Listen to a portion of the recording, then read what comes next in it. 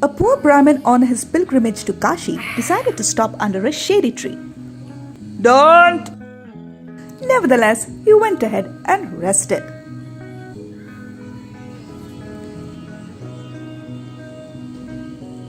Don't! After resting for a while, he decided to have his lunch of stale rice. Don't!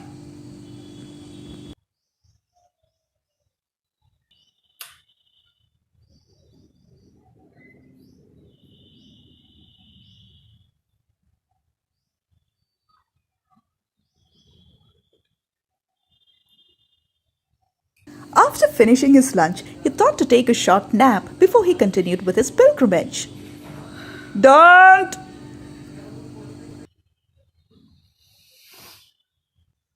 ആരുണ്ടവിടെ കാണുന്നില്ല ആരുമില്ല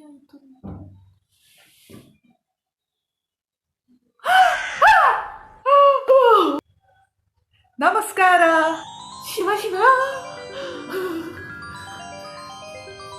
നീ ആര് വണക്കം நான் ஒரு Brahmarakshasa. Like you, I was also a Brahman, but many lifetimes ago. But I was a very stingy Brahman. I was extremely talented in music, but I never bothered to teach anyone or share my knowledge. So after death, karma got hold of me, and this is my punishment.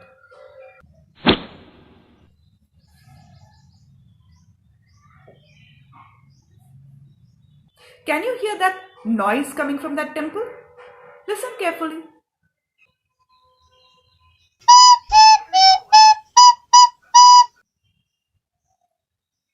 He calls it music. Music, it seems. Ayyo.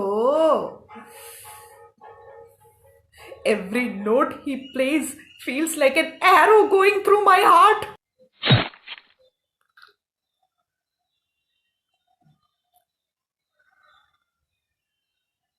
I cannot bear it. My whole body is so... It feels like a sea full of holes drilled by that dreadful noise. I'll go mad. I cannot bear it. If this goes on any longer, then I'll go mad and I'll do terrible things. Being a demon, I can't even kill myself. Oh my God. I am bound to this tree.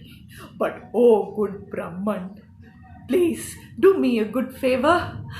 Transport me to another grove, another tree. That and all is fine. But what's in it for me? No. Will you do anything for me in return? Amma, I will do you a good turn. Do this for me now, no? Oh, easy it. And so the Brahman carried the demon on his back to another grove far away from the temple and let him perch on a big tree there. I know you are poor and feeling very wretched. Do as I tell you and you will never have to worry about money again. I will now go and possess the princess of Mysuru. Her father, the king, will summon all kinds of magicians and doctors to heal her. But I will not move. I will only leave when you arrive. And seeing that, the king will think that it is you who has freed the princess of the demon. And then he will give you lots of gifts. He will give you wealth to last a lifetime. But remember one thing. If I go and possess somebody else, then do not come near to me, because then I will not leave. You must not interfere. Otherwise, I will finish you off. Oh no. The Brahman readily agreed to the condition, and with that, the Brahmarakshas flew away to Mysuru to possess the princess. And the Brahman made his way to Kashi, paid his homage to the deity there, and started his way back home. On the route, he stopped at Mysuru. He remembered the words of the Brahmarakshas and decided to check. He stopped at a lounge.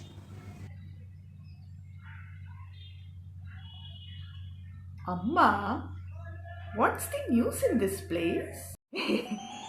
Come, sit. Eh? You want news? Very bad news. Our king's daughter, the princess, she got demon in her body. Demon. King called all kinds of doctors, magicians, witches. Demon is not leaving her body. Oh, is it? Sure, Shiva Shiva. The Brahmin realized that his time had come, and he made his way to the palace of the king and presented himself. But you are a simple Brahmin. What can you do? All these notable doctors and magicians have failed. Give me just one chance. Anyway, the Brahmin was taken to the princess's chamber. Yada demone! Nee aarude monalin sheri. Demon, I command you to get out of the body of this princess. I have been waiting for you all these days. And as I promised, I leave now. But you remember your part of the promise. Ready, go! The demon now left the Mysore princess. He flew straight to Kerala and this time possessed the princess of Travancore. Meanwhile, the Mysore king showered the Brahmin with lots of riches, which he carried back home on several bullock carts and started living a very happy life. Meanwhile, in the Travancore palace, Ayyo Tamburane! Tamburati has been possessed by a demon! This king too tried everything, but nothing was working.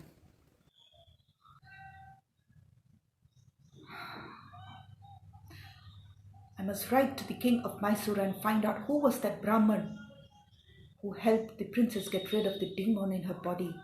I can't wait any longer. Word reached the Brahmin. Yo, what to do? What to do?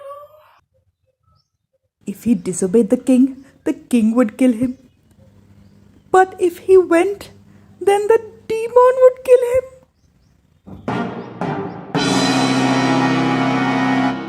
He decided to fake illness. Thus, 2 months went by.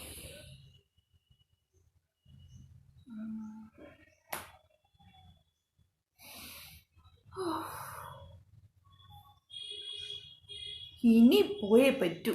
I can't delay it anymore. I have to go. I must face it. Lord, I surrender. So, settling all his affairs, he went to the court of Travancore, where he was immediately presented to the princess's chamber. You had no business coming here! I'll kill you! I'll tear you to pieces! Despite the threat, he did his best to come up with a plan to save himself. 1, 2, 3.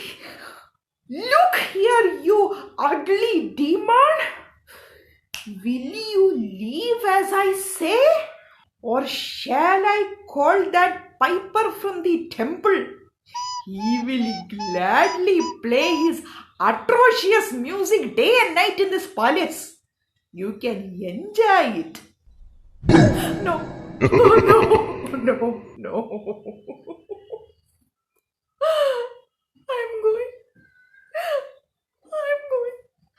I'm going.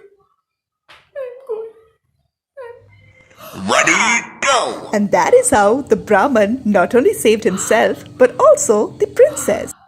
And once again, he was handsomely rewarded for the work that he did.